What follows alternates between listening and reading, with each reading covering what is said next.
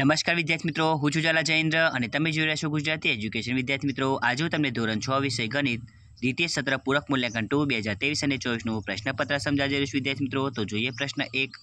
તો વિદ્યાર્થી મિત્રો, પ્રશ્ન 1 ની અંદર વિકલ્પો આપેલા છે. વિકલ્પો તમારે 8 માર્કના રહેશે અને કયા કયા વિકલ્પો છે તમે જોઈ શકો છો અને પ્રમાણે તમે લખી શકો છો.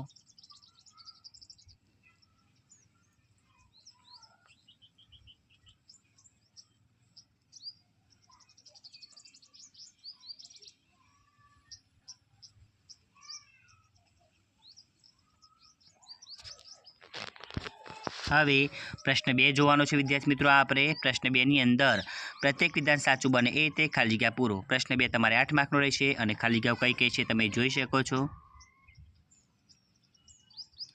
જે વિદ્યાર્થી મિત્રો સ્પીડમાં નથી લખી શકતા એ સ્ક્રીનશોટ પાડીને પછી શાંતિથી સારા અક્ષર લખી શકે છે. હવે પ્રશ્ન 3 જોવાનો છે. માગ્યા મુજબ જવાબ લખો. પ્રશ્ન 3 છે તમારે 4 માર્કનો રહેશે. પહેલું છે આપેલ આકૃતિમાં રેખાંકિત ભાગ કયો અપૂર્ણાંક દર્શાવે છે તે લખો. તો તમે જોઈ શકો છો.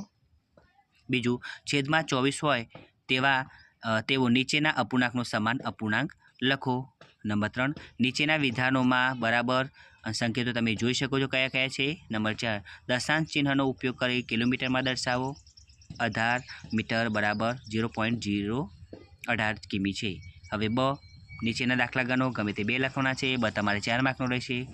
એનો પણ પ્રશ્નને આન્સર તમે જોઈ શકો છો.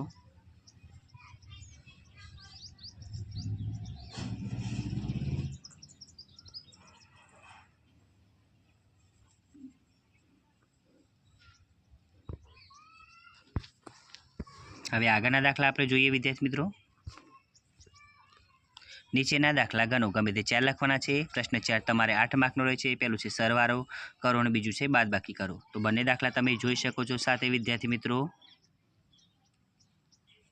હવે નંબર 3, એક ટેબલની ઉપરની સપાટીનું માપ 3 મીટર 25 સેમી અને 2 મીટર 50 સેમી છે તો ટેબલની સપાટીની પરિમિતિ કેટલી થાય? એનો પણ આન્સર વિદ્યાર્થી મિત્રો તમારી સમક્ષ છે.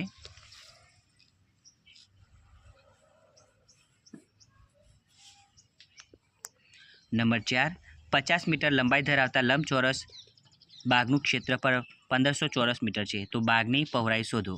એનો આન્સર તમે જોઈ શકો છો. નંબર 5, 60 મીટર લંબાઈ ધરાવતા લંબચોરસનું ક્ષેત્રફળ 3000 ચોરસ મીટર છે તો આ લંબચોરસની પહોળાઈ કેટલી હોય? એનો પણ આન્સર તમે જોઈ શકો છો વિદ્યાર્થી મિત્રો. ફરીથી જણાવી દઉં, જે વિદ્યાર્થી મિત્રો સ્પીડમાં નથી લખી શકતા એ સ્ક્રીનશોટ પાડીને પછી શાંતિથી સારા અક્ષર લખી શકે છે.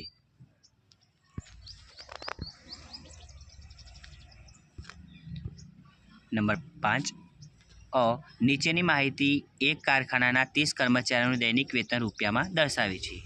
પ્રશ્ન 5 તમારે 3 માર્કનો છે. તમે જોઈ શકો છો. હવે જોઈએ કર્મચારીઓના દૈનિક વેતનની આવૃત્તિ વિતરણ. એનો પણ આન્સર વિદ્યાર્થી મિત્રો તમે જોઈ શકો છો. હવે બ, એક કબાટમાં 6 ખાના છે. દરેક ખાનામાં ચોપડીઓ ગોઠવેલી છે. નીચે ચિત્ર આલેખમાં તેની માહિતી આપી છે. ચિત્ર આલેખ પરથી નીચેના પ્રશ્નના જવાબ લખો. બ તમારે 5 માર્કનો રહેશે. તમે જોઈ શકો છો ચોપડીઓની સંખ્યા 10 ચોપડી છે અને ખાના નંબર 1, 2, 3, 5 અને 6 આપેલા છે. તો તમે જોઈ શકો છો આન્સર તે કયા ખાનામાં કઈ ચોપડી છે.